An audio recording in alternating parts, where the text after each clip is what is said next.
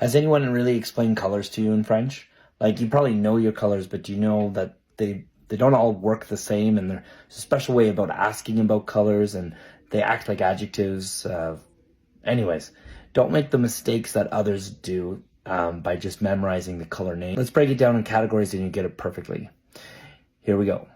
Colors are all acting like adjectives, and this is a great one because when you open a textbook, sometimes it just shows you masculine, maybe sometimes feminine, depends, but they never show you plural. So remember, when you think of colors, there's always 4 versions of a color: masculine singular, masculine plural, feminine singular, feminine plural. Now let's talk about the first couple. Look at jaune, rose, rouge. The first 3 here, they're all going to act like the adjective, like riche or calme. They end in they end in an e, so they are the same, masculine, feminine. So they're going to be spelt the same, and they're going to sound the same.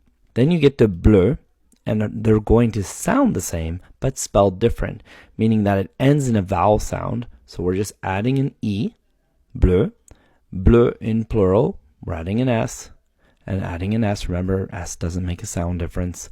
And that's what's happening. These sound the same in masculine and feminine. But once you get to a silent consonant, like vert, that's when these are now sounding different in the feminine. So vert becomes verte, vert becomes verte over here. Gris becomes grise, gris becomes grise here too. And noir is just noir. It's not acting like the other one, the ones with the silent consonant. Noir, noir, we're adding an e. It's like bleu, noir. Noir, adding an s. No difference. Violet and blanche now is acting like vert and gris. We're making a sound difference. So we have violet for masculine, violette. Violet for masculine, violette. Blanc for masculine, blanche, which is weird because the C is usually pronounced at the end. There are a couple exceptions in French, and blanc is one of them. Blanc, blanche, blanc, blanche. Orange and marron, they're in a box here because they're invariable. Remember, this is European French. I'll talk about Canadian French in a second, or other French as well, meaning that we do not pronounce a difference. We do not add an S. It's saying that the fruit came before the color. So, orange stays orange.